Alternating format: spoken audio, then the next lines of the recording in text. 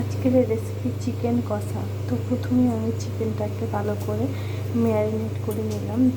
টক দই, পেঁয়াজ, আদা রসুন, লঙ্কা, হলুদ ও লবণ, সরষের তেল দিয়ে এবং আদা রসুন পেঁয়াজ একসঙ্গে আদা রসুন কাঁচা লঙ্কা পেস্ট করে ম্যারিনেট করে রেখেছি। 5 মিনিট 10 মিনিট রেখেছি।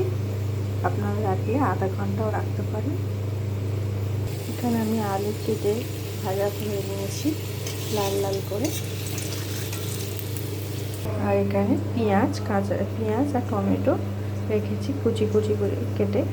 এবারে তরকারিটা আমি দেখাবো কেমন করে তৈরি করছি। তো এই আলুগুলো ভাজা হয়ে গেছে, তুলে নেব একটা পাত্রে। এবারে ওই কড়াইয়ের মধ্যেই আমি একটা তেজপাতা আর দেবো পেঁয়াজ কুচি। পেঁয়াজটা যতক্ষণ আছে লাল হয়ে আসবে, ব্রাউন হবে, ততক্ষণ ভাজবো। আর একটু ওর মধ্যে তেল দেবো, একটু তেল দেবো, দিয়ে দেবো, নাড়াচাড়া করবো বারে। কারণ পেঁয়াজটা যাতে না পুড়ে যায়।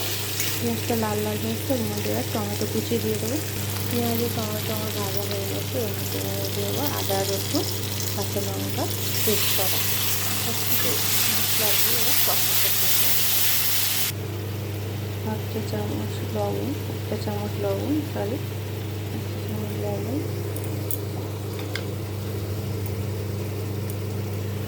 আর হাফটা চামচ হলুদ গুঁড়ো, আর দেবো লঙ্কার গুঁড়ো একটা চামচ।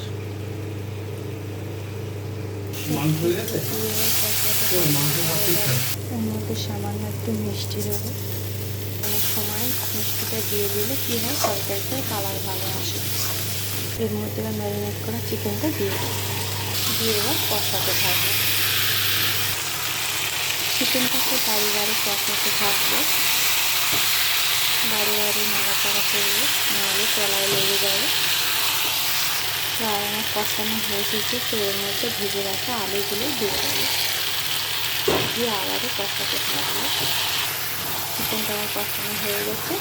আর এরপরে আমি একটা কড়াইতে জল গরম বসেছিলাম, সামান্য একটু জল গরম করে দিয়ে দিলাম। দেবো যাতে কষা হয়, কষা যেহেতু। 2 মিনিট ঢেকে ফিরে আসছি 2 মিনিট পর ঢাকনাটা খুলে আগুন ছেড়ে দেখবো মাংস কষা সিদ্ধ হয়ে গেছে মোটামুটি। একটা আলু এবং তেলে গুলে হবে। আর এর মধ্যে দেবো সানরাইজের শাহি গরম মশলার গুঁড়ো ছড়িয়ে দিই।